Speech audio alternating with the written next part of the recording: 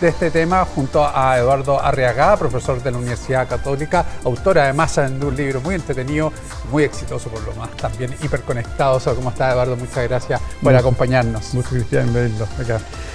Eduardo, es parte del análisis del por qué la gente no se vacuna, el hacer esta revisión comunicacional, el revisar qué está ocurriendo con el mensaje que está llegando, así tanto desde el punto de vista de que hagan esa acción a quienes están contrarios a ella.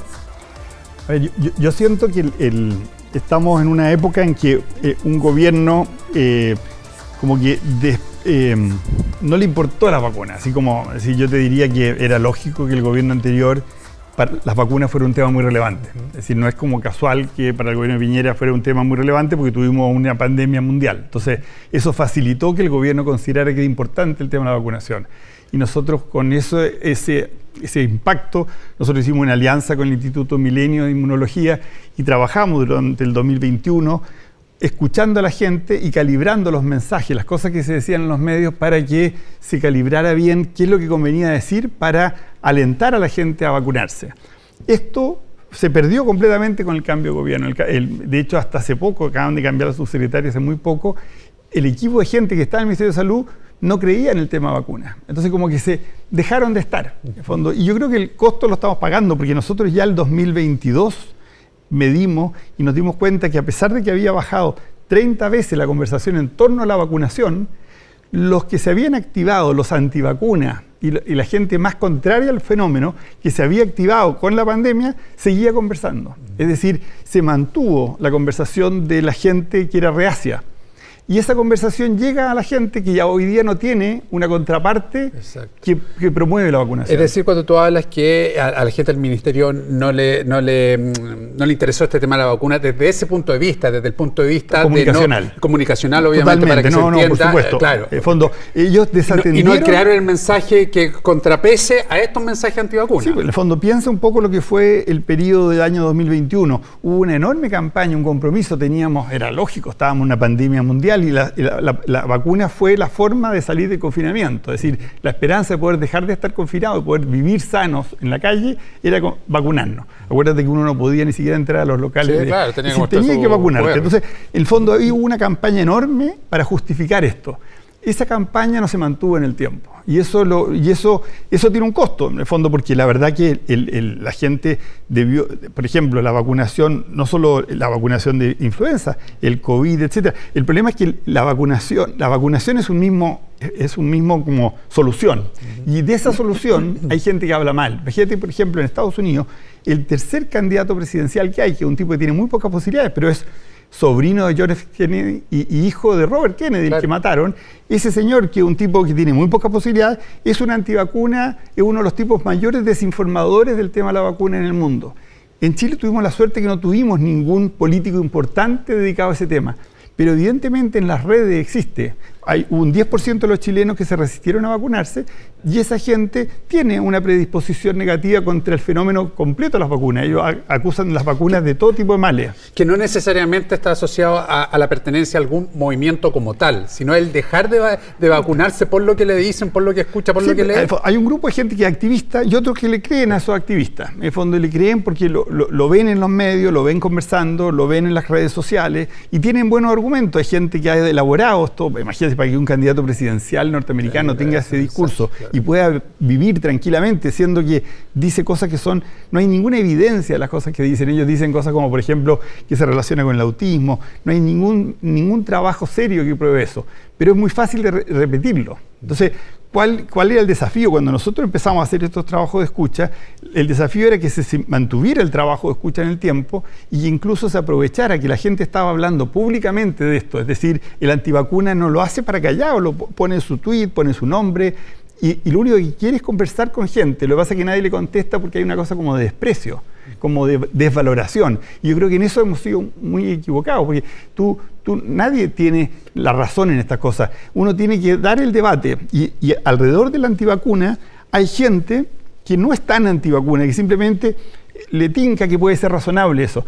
Si nosotros habláramos con los antivacunas, disuadiríamos a los que están alrededor. Si gente del mundo, por ejemplo, estudiantes de ciencias, se pusieran a conversar en las redes, facilitarían una mejor predisposición a la vacuna. ¿Y esa responsabilidad de quién es entonces? ¿Solamente de la autoridad de salud o tiene, por ejemplo, responsabilidad las universidades, los medios de comunicación? Yo creo que somos todos un poco así.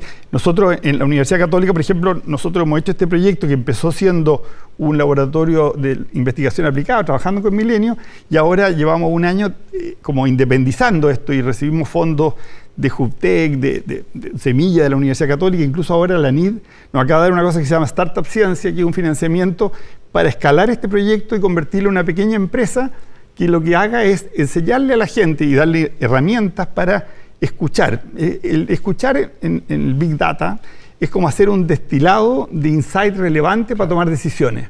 El tema es que le hagamos caso a la conversación social, que nunca habíamos tenido una conversación. Está como trazada, así como en los supermercados cuando uno sabe la comida cuánto tiempo dura, hay una trazabilidad. Hoy día tenemos la trazabilidad de las conversaciones sociales. Esa trazabilidad hay muy poca gente poniéndole oreja y aprovechándola, porque con eso nosotros podríamos descubrir cuáles son como los dolores de la gente. La gente al final usa el lenguaje para definir sus dolores y solo entiende que se está enfrentando a sus dolores cuando se le habla con ese lenguaje. Entonces, yo pienso que, especialmente en este ejemplo concreto del Ministerio de Salud, yo creo que ha habido una desaprehensión muy grande a la importancia del factor comunicacional. No basta con tener las dosis de vacuna. En los últimos años se han botado vacunas, en fondo, que se han comprado, porque tú tienes las vacunas, pero no estás animando a la gente a ponérselas, no estás mostrando el peligro que hay. La gente no se va a ir a ponerse una vacuna, por lo menos es molesto, es incómodo. Normalmente hay una noche incómoda de dormir mal, etc. Todas esas cosas la gente las sabe. Entonces, ¿por qué la gente se vacunaba contra el COVID? Porque el COVID era una enfermedad que te podía matar o podía matar a un familiar tuyo.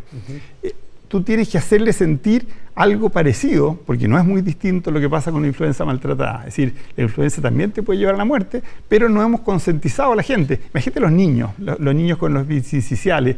Claro. Muchos niños se han muerto. Eduardo, ¿en qué minuto se dejó, ya analizando las temporadas donde tuvimos pandemia, pero en qué minuto se deja de hablar de las personas, digamos, que están a favor o de lo significativamente positivo que puede ser el vacunarse? En el cambio de gobierno, lamentablemente piensa que llegaron un gobierno, el Ministerio de Salud fue como tomado por gente que consideraba que porque aquí había un tema como ideológico, como lo había hecho Piñera, por ejemplo, el tema por ejemplo, la vacuna china. Había una oposición a ese tema porque era un tema como del gobierno, cuando en realidad nunca fue un tema de gobierno, fue un tema totalmente transversal. Pero esa oposición también existió en el caso de Argentina contra Kirchner, en el caso de Putin contra Putin. Es decir, la verdad que en todos los países la oposición jugaba un rol como anti-gobierno y cuestionaba esta idea de que era importantísima la vacuna. Y lamentablemente a este gobierno llegaron al principio personalidades que se hicieron cargo de la salud, que no le dan importancia a este tema. Entonces tuvimos un decaimiento de la conversación positiva en torno a las vacunas, que nos ha costado mucho, porque nunca habíamos vivido una crisis de influenza post-COVID. En el fondo, ese es el problema. Estamos viviendo, este no es un problema de influenza solamente, de salud, sino que también es un tema de que venimos de una etapa en que tenemos menos defensa y estamos con una predisposición compleja ante la vacunación, que antes la hacíamos casi transparentemente. Claro. Muy bien, Eduardo Arriaga, académico de la Universidad Católica, autor de Hiperconectados. Muchísimas gracias por estos minutos. Igualmente, que vaya muy bien.